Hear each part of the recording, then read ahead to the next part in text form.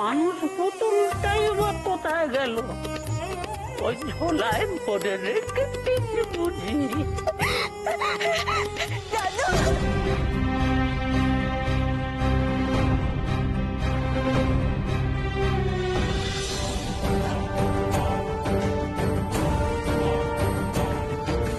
রাক্ষসরাজে এমন কি আপন আছে পারুলের, যাকে জড়িয়ে ধরে পারুল এইভাবে কাঁদতে পারে?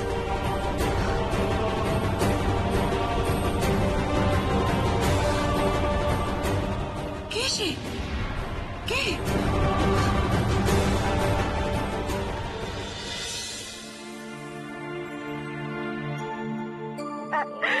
ভাই, কি হলো কি তোর? ও মা, কথা বলছিস না কেন? শুধু হাপুস নয়নে এমন কেঁদেই চলেছিস?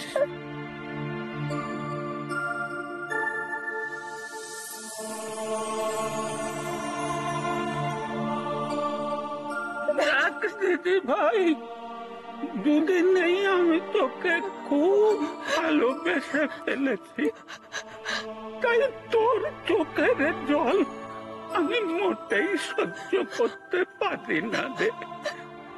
এইভাবে চোখের জল ফেলে তুই আমার সেই কষ্ট আরো বাড়াতে চাস দিদি ভাই? তোমার এই কষ্ট যে আমার জন্যই দাদু, আমার জন্য তোমার আজ এই দুর্দশা।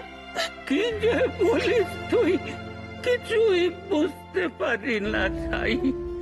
তোর জন্য কেন আমার কষ্ট হবে? আমি তো প্রাসাদ ছেড়ে চলে এসেছি আমার ছেলে তোর মামা হিরম্ব বল্লর দুর্ব্যবহারের জন্যে। আমাকে খুব অপমান করেছে জানিস, তাই রাজপিতা হয়েও আজ আমি কপর্দক শূন্য। নিজের বলতে মাথা গোজার ঠাইটুকু পর্যন্ত আমার নাই। তাই তো আমি লজ্জা ঢাকার জন্য এই কালো কাপড়ে মুখ ঢেকে রেখেছি, যাতে প্রজারা আমাকে দেখে চিনতে না পারলে। চিনতে পারলে তো আমার ছেলেরই নিন্দে করবে, আর সেটা তো রাজবংশেরই অপমান। কিন্তু এতে তোর ভূমিকাটা আবার কি?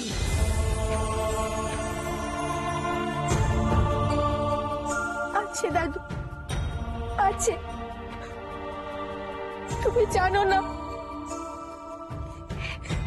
এই সব কিছুর মূলে আমি।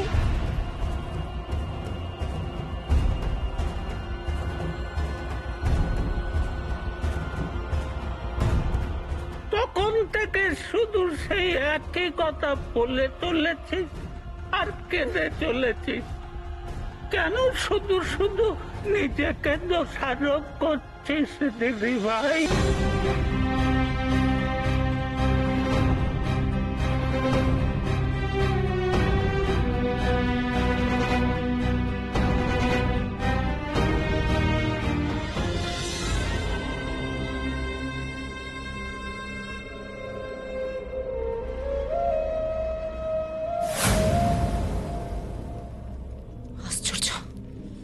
কে কে ওই কালো কাপড়ে ঢাকা ছায়ামূর্তি?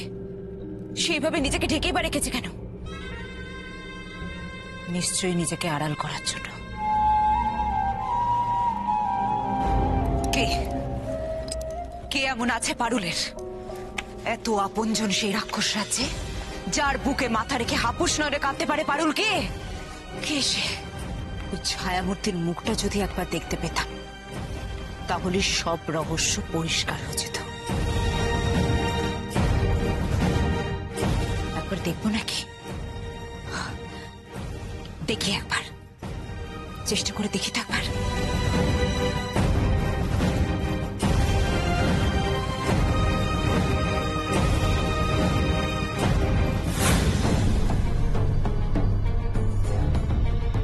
না না না না, কিচ্ছু দেখা যাচ্ছে না, কিচ্ছু বোঝা যাচ্ছে না, কিচ্ছু শুনতে পাচ্ছি না। ওদের কথাগুলো শুনতে পেলেও হতো, আমি তো সেটাও পাচ্ছি না। কি করি এখন? ওই বাবার কাছে তো শুধু ওদের দেখতে পাওয়ারই বর পেয়েছি আমি, কিন্তু ওদের কথা শুনতে পাওয়ার বর তো আমি পাইনি। ইস, বড় ভুল হয়ে গেল। তখন যদি ওই বাবার কাছে কথা শুনতে পাওয়ার বরটাও আমি চেয়ে নিতাম। কি করব এখন? ইস, কি করব আমি এখন? আমি এখন কি করব? আমার তো কিচ্ছু মাথায় আসছে না।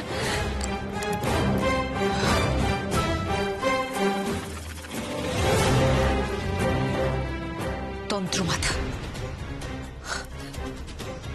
ঠিক তো, তন্ত্রমাতাকে বরং একবার ডাকি। তন্ত্রমাতার সঙ্গে আলোচনা করতে হবে, উনি বলে দিতে পারবেন আমায় কি করতে হবে।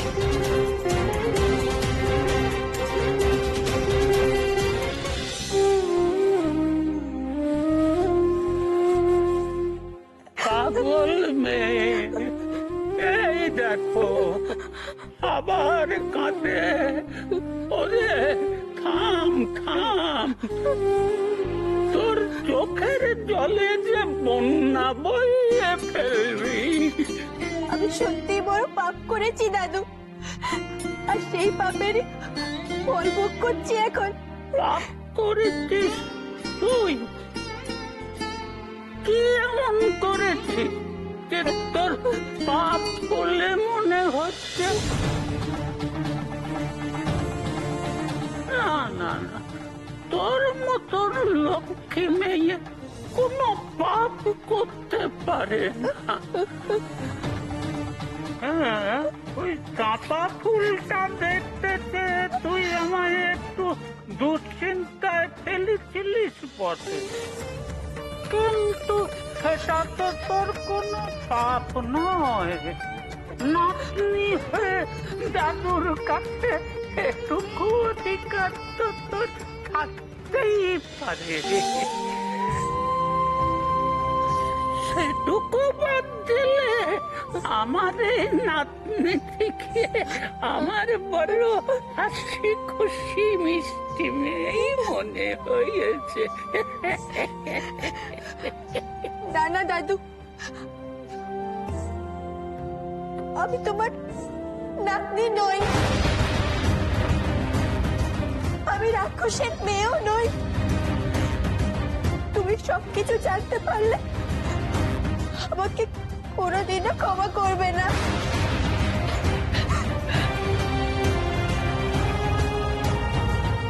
আমি সব লুকিয়েছি তোমার কাছে।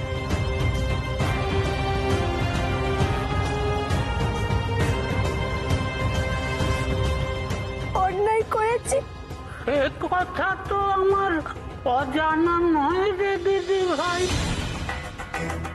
তোকে রাক্ষসের মতো দেখতে নয় বলে আমার মনে তো এ প্রশ্ন জেগেছিল। তোর বাবা যে মানুষ, তুই যে মানুষের মেয়ে, সে কথা তো তুই আমাকে বলেছিস আগে। এর মধ্যে লুকোনো বা অন্যায়ের কি আছে দিদি ভাই? আমার বড় মেয়ে গম ভাঙুনি যদি মানুষের ছেলেকেই বিয়ে করে থাকে, তাহলে তুই বা কি করবি?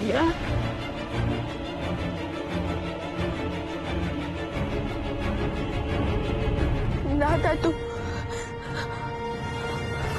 আমি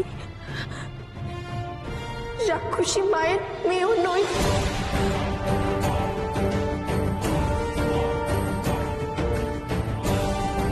আমার মা হচ্ছে মানুষ।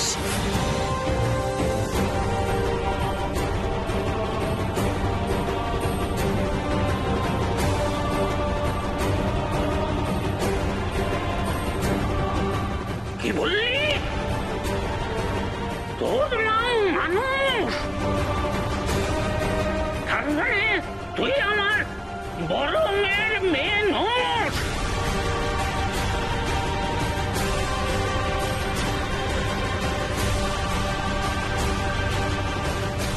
আমার নাতনি নস?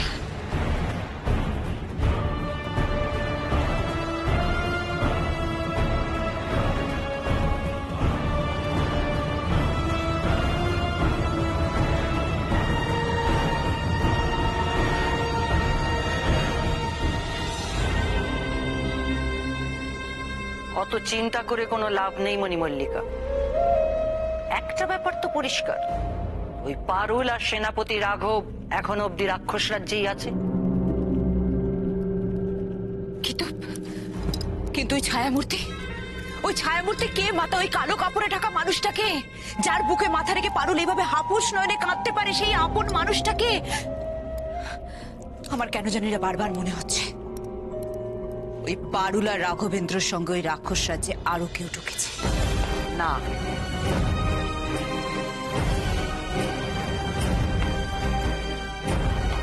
আমার কেন জানি না মনে হচ্ছে ওই কালো কাপড়ে ঢাকা ছায়ামূর্তি তোদের রাক্ষস রাজ্যেরই কেউ একজন। কোন রাক্ষস নিশ্চয়ই পারুলকে সাহায্য করছে। রাক্ষস? না মাথা, এই হতে পারে না। কোন রাক্ষস পারুলতে সাহায্য করতে পারে না, এই অসম্ভব। কেন সম্ভব নয়? তুই যুক্তি দিয়ে একটু ভাবার চেষ্টা কর, তাহলে নিজেই সব বুঝতে পারবি। যুক্তি দিয়ে? হ্যাঁ হ্যাঁ, যুক্তি দিয়ে।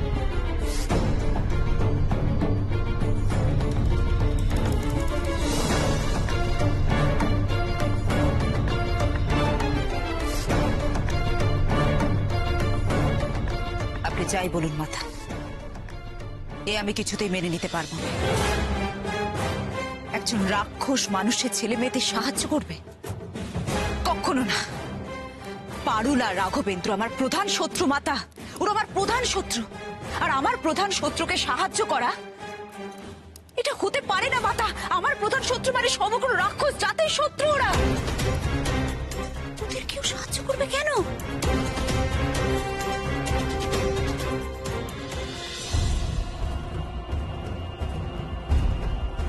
তুই যদি কম ভাঙনের মেয়ে না হোস, তাহলে কে তুই? কি তোর আসল পরিচয়? আর কি উদ্দেশ্য নিয়ে এই রাক্ষস রাজ্যে এসেছিলি?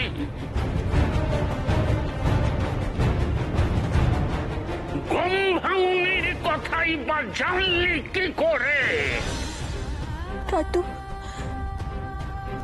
তোমার বড় মেয়ে গম ভাঙনি ডাইনির সঙ্গে আমার দেখা হয়েছিল সত্যি, আর সে আমাকে খুব ভালোবাসে। তুই নিশ্চয়ই আগের জন্মে আমার আপনজন ছিলি। আগের জন্মে কেন বড় বুড়িমা? এই জন্মে কি আমি তোমার আপনজন হতে পারি না? নাই বা রইল আমাদের রক্তের সম্পর্ক। হ্যাঁ, তুই আমার সত্যিকারেরই আপনজন।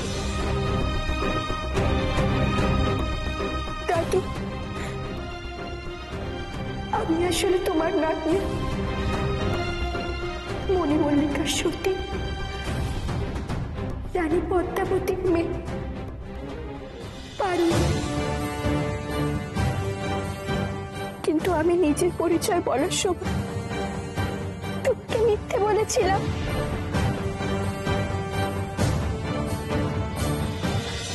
আমি তো তোমার নাতনি।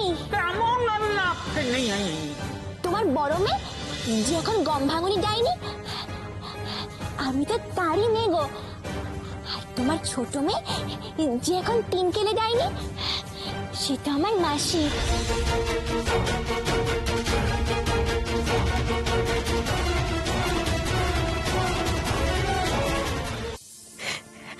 দাদু, আমি শুধু এখানে এসেছি আমার চাপা ভাইকে উদ্ধার করে নিয়ে যেতে। বিশ্বাস করো, এছাড়া আর কোনো অসৎ উদ্দেশ্য নেই আমার। কিন্তু আমি তোমাকে মিথ্যে বলেছি, আর সেই পাপে আজ আজ আমি আমার সেনাপতি মশাইকে হারাতে বসেছি। তুমি আমাকে এখন যা খুশি শাস্তি দাও দাদু, আমি মাথা পেতে নেব।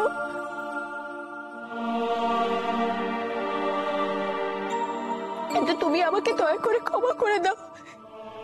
এই অপরাধের বোঝা যে আমি আর বইতে পারছি না। তুই আমার নাতনি নস, আমার সঙ্গে এইভাবে বিশ্বাসঘাতকতা করলি, আমায় এভাবে সকালে আমার বিশ্বাসের সুযোগ নিয়ে, জানিস আমি এখনই তারপর শুদ্ধ তোকে চিবিয়ে খেয়ে ফেলতে পারি।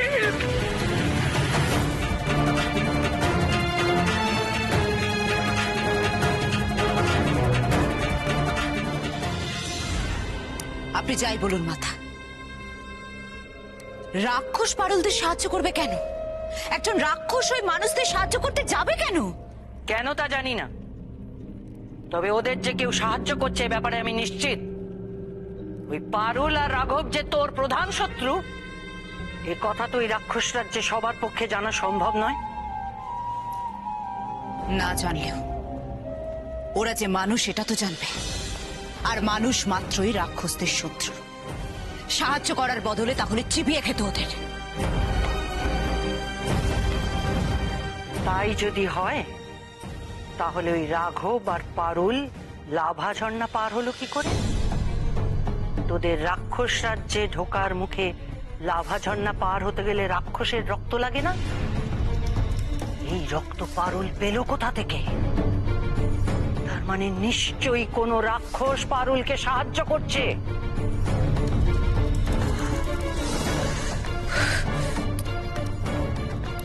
বিশ্বাসঘাতক,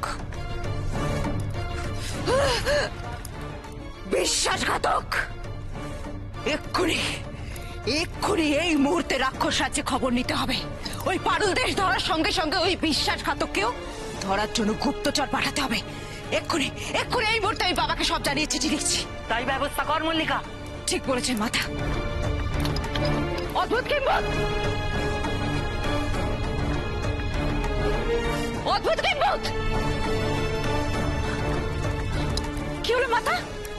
উড়ে এলো না কেন? কি করছো তুই মরকট? অদ্ভুত কিম্বদ!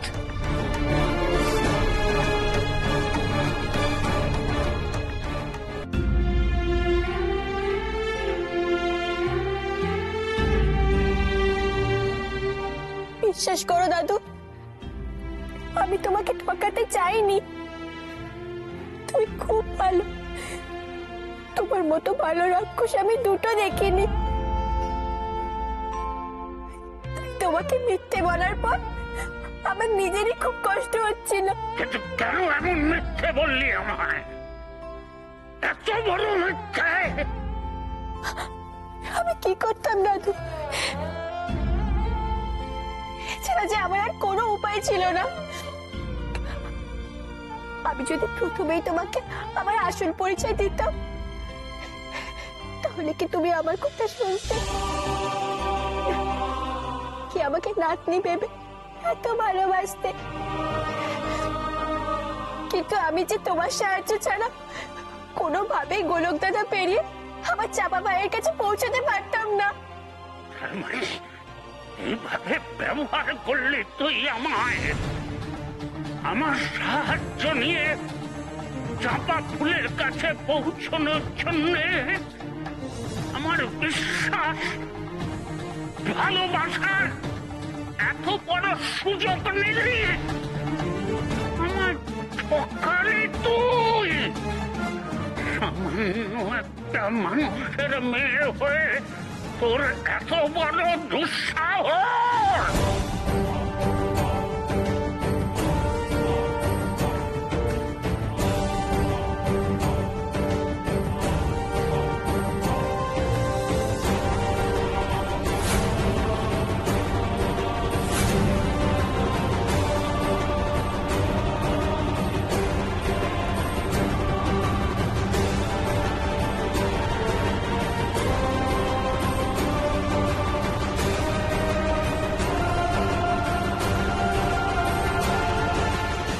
কেন করলি এমন? বল কেন করলি? বল কেন করলি?